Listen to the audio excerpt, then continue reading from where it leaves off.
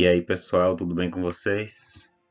Eu resolvi fazer essa aula aqui para adiantar um pouco o nosso conteúdo, para vocês terem acesso às explicações, né? O pessoal que faltou. Origens e bases do mundo global é o nosso conteúdo.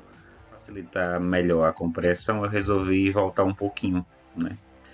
E aí eu trouxe aqui uma charge para a gente analisar, onde tem dois empresários daqui, né? Dois banqueiros, aparentemente dois banqueiros, duas pessoas de uma classe econômica abastarda, onde eles dizem assim: ó, você viu, já somos a sexta maior economia do mundo, né?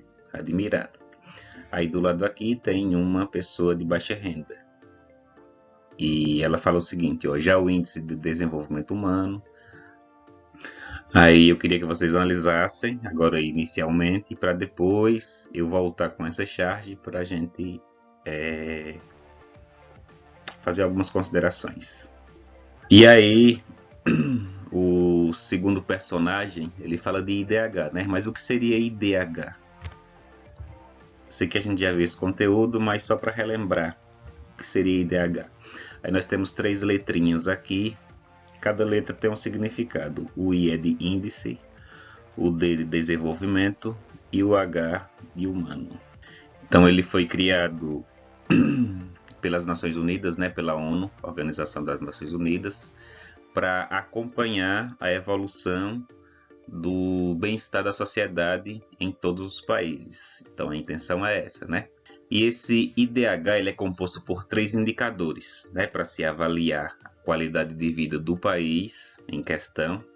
Analisa-se principalmente três aspectos, que é a educação, a expectativa de vida e a renda da população, que é chamada de renda per capita. A educação, que vai ser analisado na educação do país? Vai ser analisado o índice de analfabetismo e a educação no contexto geral, né? A estrutura, o desempenho da educação daquele país em avaliações externas, a qualidade da educação, tudo isso vai ser levado em consideração. Expectativa de vida ao nascer. Aí o que seria isso?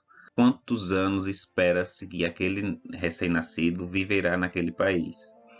São 70 anos, 80 anos, aí vai depender de um país para o outro. Aí o que vai determinar essa expectativa de vidas é a qualidade de vida no país, né? Acesso a médicos, acesso a medicamentos, acesso a uma alimentação saudável, tudo isso vai fazer com que as pessoas vivam mais e a expectativa de vida aumentar, né?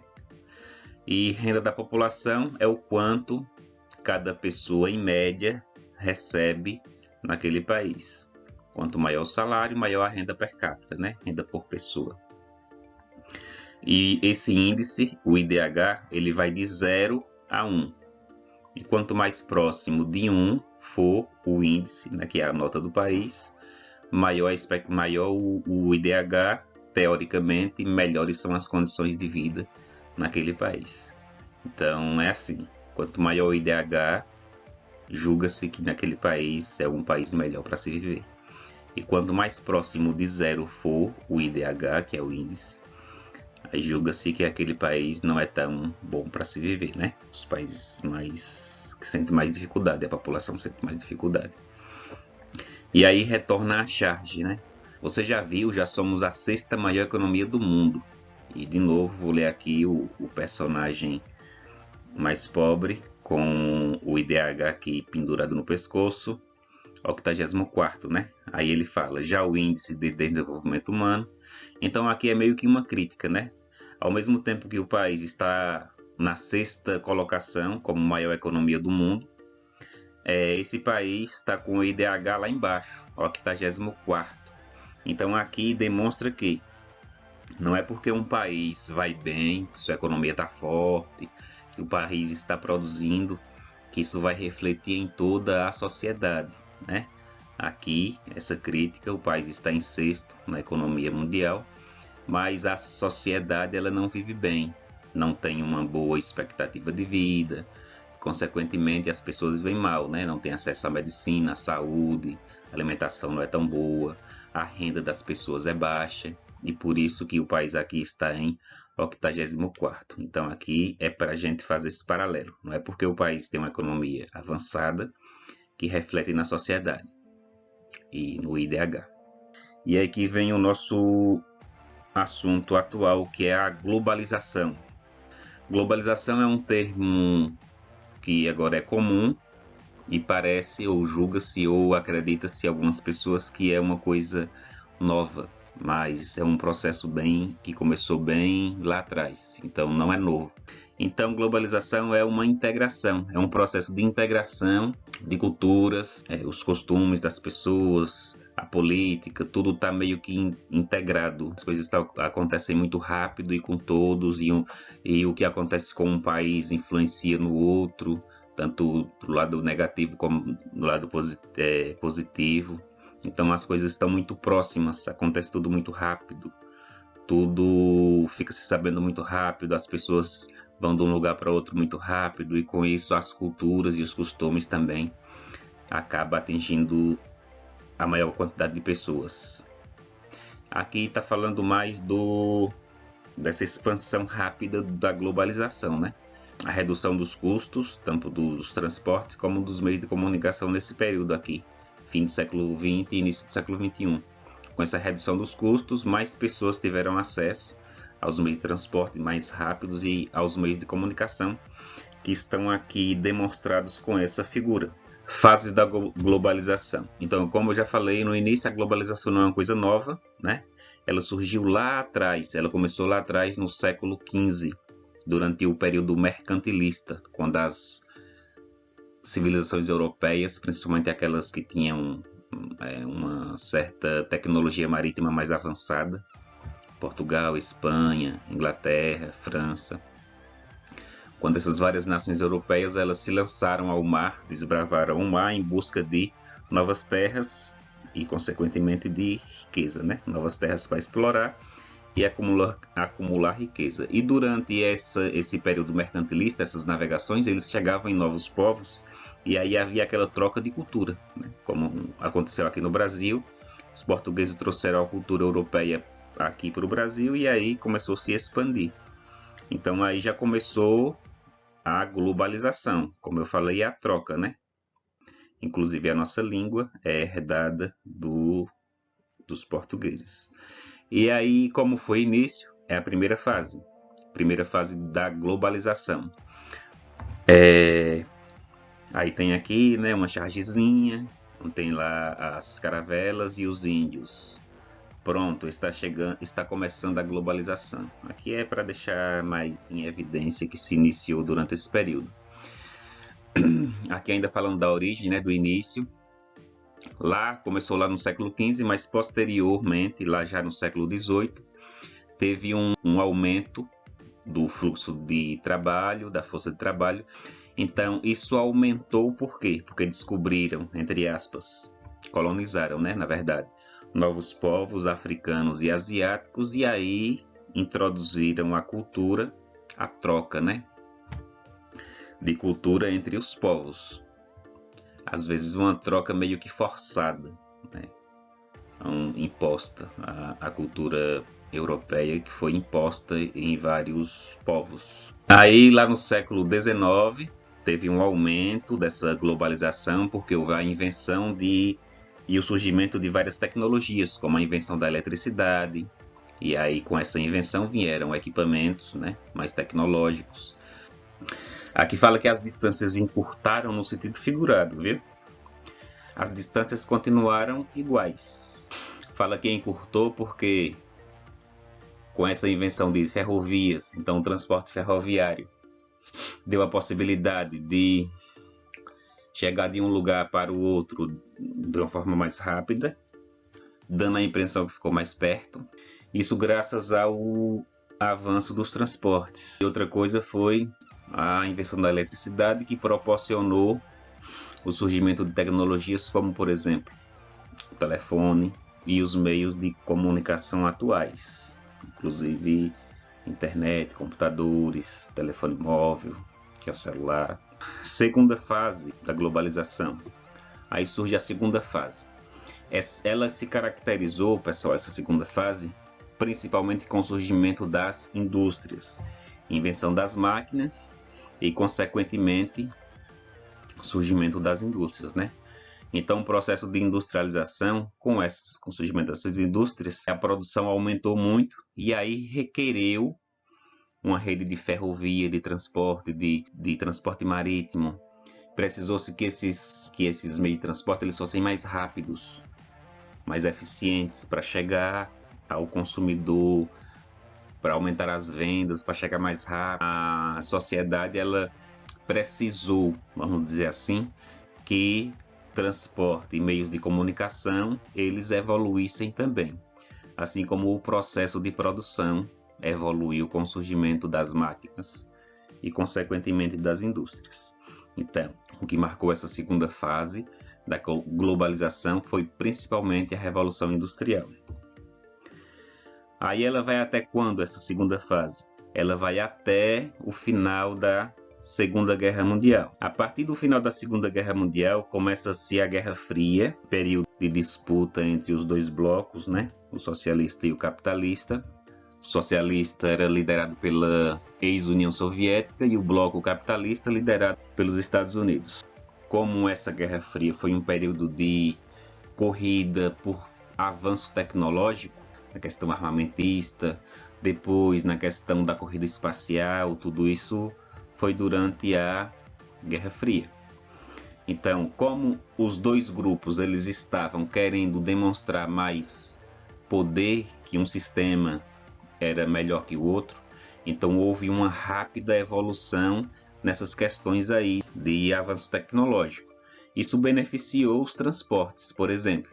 Então isso beneficiou o transporte de passageiros, por exemplo, aviões mais rápidos, encurtaram as distâncias, navios mais rápidos. Então a terceira fase é marcada pelo final da Segunda Guerra Mundial e ela aconteceu durante a Guerra Fria. E essa terceira fase ela vai até 1989, quando a Guerra Fria ela teve um final, né? O marco foi a derrubada do Muro de Berlim, que dividia a cidade de Berlim na Alemanha em duas partes, né? A Alemanha Oriental e a Alemanha Ocidental, uma parte dominada pelo socialismo e outra parte dominada pelo capitalismo. Aí em 1989 esse muro ele foi derrubado. E aí começa a quarta fase, que é a fase que nós estamos até hoje, né? Então aqui, ó, com a queda do Muro de Berlim, o esfacelamento da União Soviética e o fim da Guerra Fria, o mundo entrou em uma nova ordem mundial. E a globalização também, né? Já que ela acompanha todo o contexto histórico, de tudo que acontece. Ela passou a novos estágios, porque houve então um avanço do sistema capitalista para todo mundo, incluindo os países do então chamado Segundo Mundo. O que se vê como característica principal desse processo, além da consolidação total do sistema de globalização por meio da mundialização integral do capitalismo, é o encurtamento das distâncias e aceleração do tempo. Então isso aqui já foi muito batido nessa questão de encurtamento da distância, isso graças ao avanço dos transportes, né, pessoal?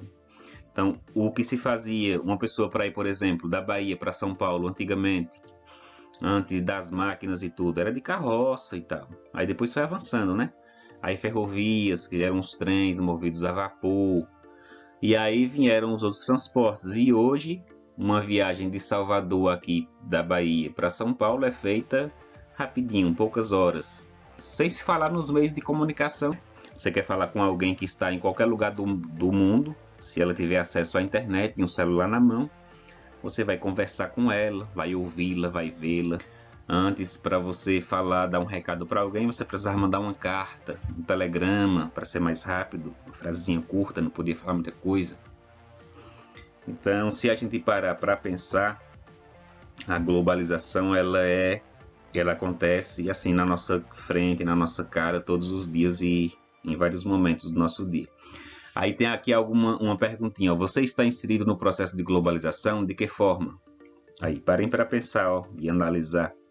Várias empresas estão no nosso dia a dia, são empresas estrangeiras.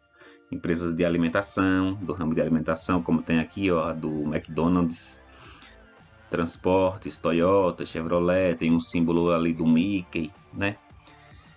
o símbolo do Windows aqui embaixo, da Apple. Então, todos de fábricas, que é de plataformas sociais, como aqui o símbolo do Facebook.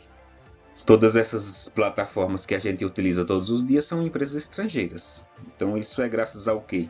À globalização. A gente está consumindo material de outros lugares do mundo que não do nosso país aqui. Outra forma de estar inserido na globalização, vários filmes, ou a maioria deles que a gente assiste, filmes, séries, são de produções internacionais, né? Produções estrangeiras. Então isso também é uma forma de globalização. A gente está consumindo cultura de outros lugares do mundo. As músicas, como eu falei nesse tanto, aqui algumas características, não vou ler, pois cada um vai fazer essa leitura aqui, características da globalização, né? Aí tem, para finalizar, e a globalização serve para todos? Justifique sua resposta. Ela serve para todo mundo? Essa globalização, ela atinge todo mundo? A gente sabe que não, né? Ela aqui tem, ó, a globalização é um processo perverso, maligno e excludente do capitalismo. Isso vai acabar gerando um acúmulo de capital, que é a principal característica do capitalismo, né? Acumular riqueza, acumular dinheiro. E não é todo mundo que tem acesso a essa globalização. Apesar de aqui, a gente hoje em dia, aqui na nossa escola, na nossa comunidade, a gente ter acesso a essas coisas, principalmente agora com a internet, é uma coisa nova, né? É coisa de poucos anos. E isso já tinha em vários lugares do mundo. Mas para nós aqui, no povoado, a questão de internet, né? Telefonia móvel, sinal de celular, tudo é uma coisa nova e que já acontecia em várias partes do mundo. Então, para nós hoje tem, mas em vários lugares do mundo ainda não tem. Ao mesmo tempo que tem muitas pessoas incluídas nesse processo de globalização, tem várias pessoas também que são excluídas. E lembrando que ela não tira ninguém da miséria, viu? Assim, pessoas se lucram nessa globalização, mas ela em si não livra as pessoas da miséria, como tem aqui essa questãozinha, essa fala aqui desse personagem. É uma sorte que a globalização nos livre da miséria. Não livra. Prova é que tem várias pessoas passando por tanta necessidade no mundo nesse exato momento. Pois é, pessoal, por hoje é só. Espero que tenham gostado. Me estendi um pouquinho, achei que seria mais rápido, mas não deu, viu? Valeu, até a próxima. Tchau.